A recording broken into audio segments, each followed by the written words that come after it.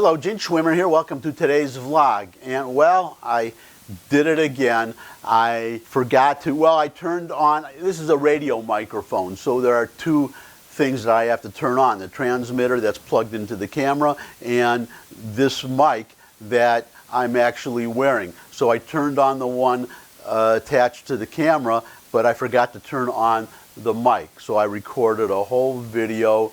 I just discovered that there was no sound recorded. So here I am. I got to do the whole darn thing again.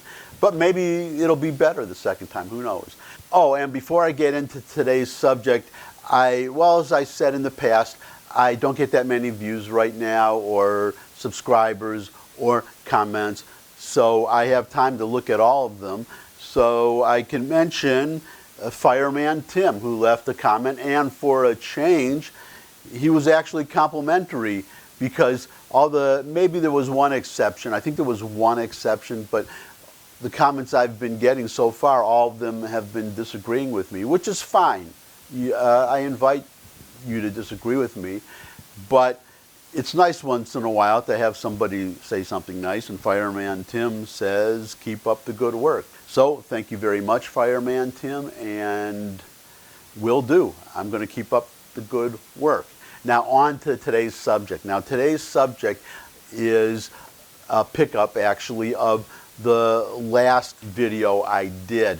Now that one, let me put the headline up here. So here's the headline. It was Swedish scientist proposes cannibalism to fight climate change. Now, and you're welcome to go look at that video. Like all my videos, it's a great video. So you'll be happy. It'll be time well spent. But anyways, I said at the time that that article, the headline, and some of the quotes I read from the article, I said it spoke for itself. I really didn't have to add anything to it. I just left it there. I mean, scientist proposes cannibalism to fight climate change. That pretty much says it all. What can I say? Well, I had a thought since then that makes me want to expand on this a little bit because it actually raises a more substantive issue that I think bears discussion. So here we go. Now, I'm not going to talk about using cannibalism to fight climate change. What I am going to talk about is the first two words or the first three words of this article. Swedish scientist proposes, or just the first two words, Swedish scientist, or just the second word, scientist.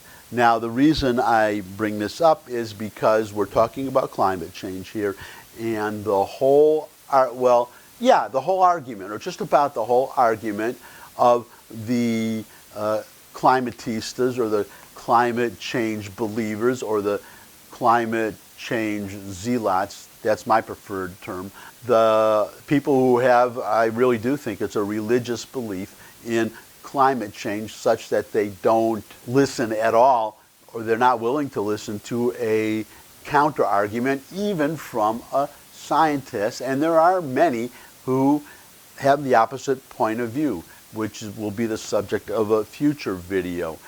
But the point I'm making today is that the foundation of their argument is that, it's always scientists say. This scientist said this scientist said this scientist said global warming is very serious. Another one says we have only 12 years to fix the problem. Another one says we're just going to all die. Whatever they're saying, the point is that they say scientist.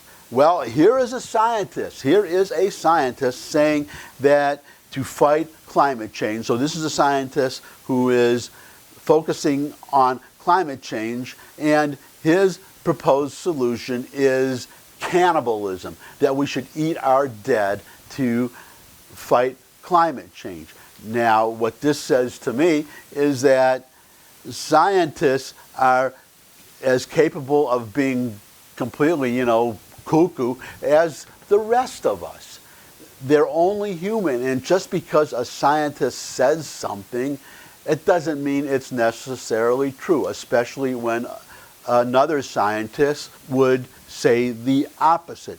And there are scientists that say the opposite, which brings us to a story I believe I've told in the past, but if I haven't, well, you get to hear it again anyways, or for the first time if you didn't hear the last one. But Albert Einstein, when he promulgated his theory of relativity, a small group of scientists came to Albert Einstein with a petition signed by 500 scientists. They said that Einstein was wrong. And Einstein's reply was very simply, why 500? Why 500 scientists? If I'm wrong, if my theory of relativity is wrong, isn't one scientist enough? And that's the point. The point is that if he's wrong, if the facts are wrong, then all somebody has to do is show him how he's wrong.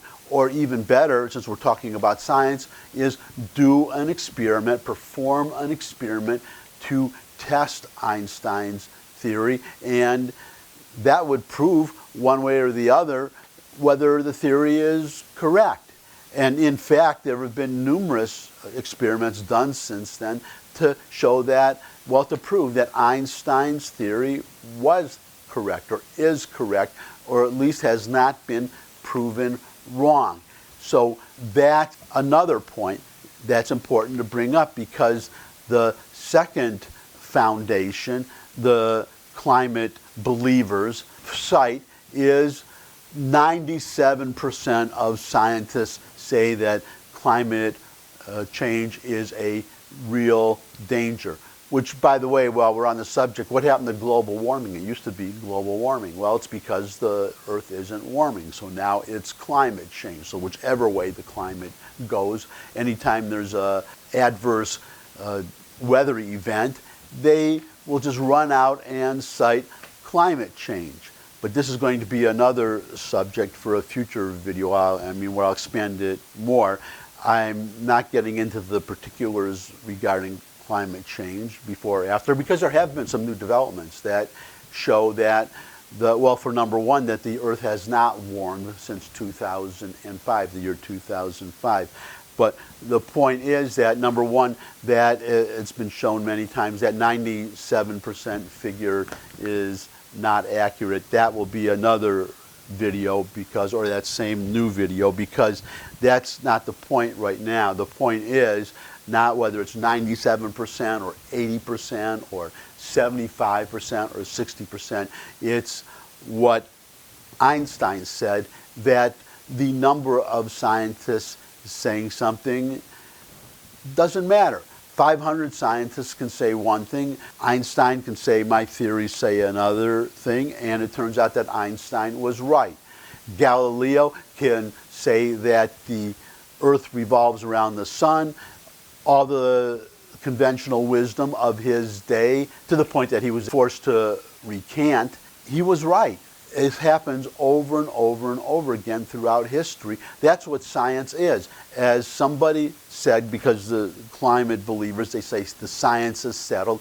Science is never settled. Whenever somebody comes with another theory, then you don't say the science is settled. You test the theory. You propose an experiment and you test the theory. That's my only point.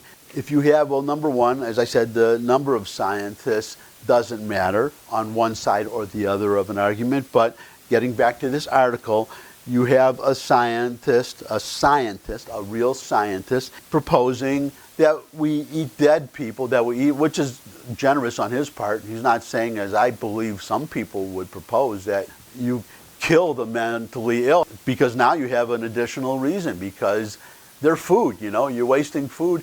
They aren't contributing, right, because they're mentally ill. Well, let's just kill them and eat them. So, I'm getting off a little bit, and it's a very bad joke, but the point, again, is that scientists say the craziest things. You remember the old Art Linkletter show? Kids say the craziest things.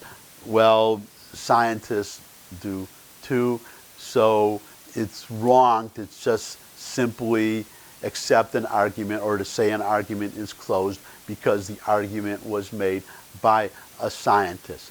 That's my only point, except for one minor point, is that I don't know how many scientists agree with this scientist, or that you should wait till people die before you eat them. So if you're walking down the street and you see a scientist walking behind you, just watch your back. That's my advice. Watch your back. And my last piece of advice is watch my next video. I would love to see you all again. So until that time, as usual, thumbs up if you like the video, and put comments you may have, just as Fireman Tim did. Put the comments that you may have in the comments section, and you can also subscribe. Oh, that was the other thing. Did I mention earlier? Not only did I get a nice comment from Fireman Tim, but I got one more subscriber. I had 12 for the longest time.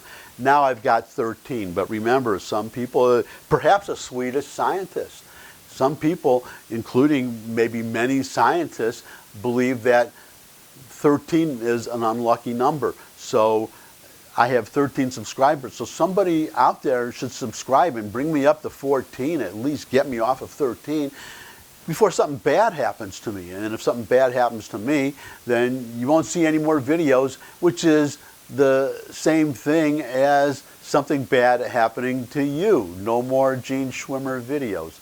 So that's it. Thumbs up, subscribe, and I look forward to seeing you all again in the near future. Bye.